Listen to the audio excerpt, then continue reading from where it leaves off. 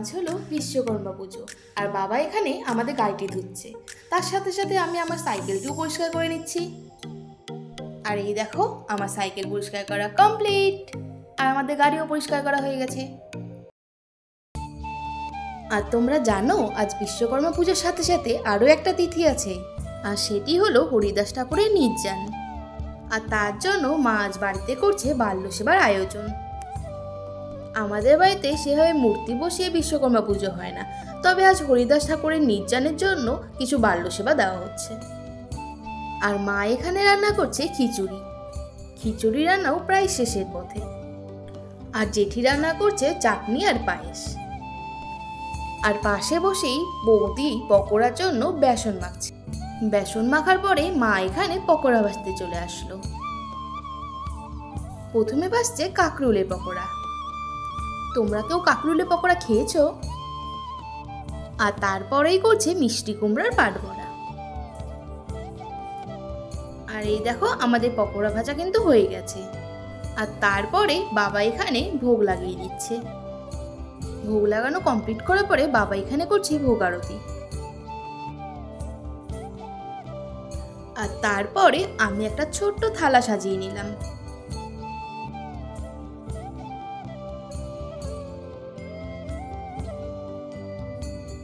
আর যেটাতে বাবা আমাদের দোকানের সমস্ত কিছুর সাথে আমাদের গাড়িও পুজো করে নেবে।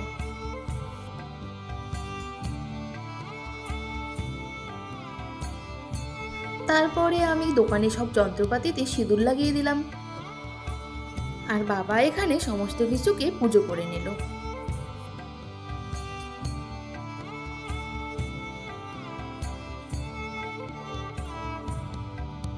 তারপরে বাবা আমাদের গাড়িটাও পুজো করে নিল।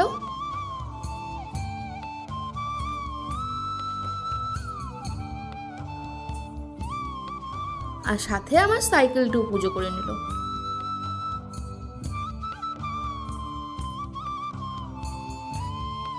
আর এখন আমি তোমাদের দেখাতে আসলাম আজকের ভোগে কি কি হয়েছে। প্রথমে আছে খিচুড়ি, কচুর শাক, ঘন্ট, আলু সেদ্ধ, এখানে আছে তাম্বুল সেবা, আর এখানে আছে পায়েস, চাটনি, পাঁপড় ভাজা, পাট বড়া, আর এখানে আছে কুমড়োর শুক্তো। আর এখন তোমরা আমাদের রাধা দামোদরকে দর্শন করে নাও। আর এসব করতে করতে কয়েকজন বাচ্চাও চলে এসেছিল। আর এখন মা তাদেরকে সেবা দিয়ে দিচ্ছে।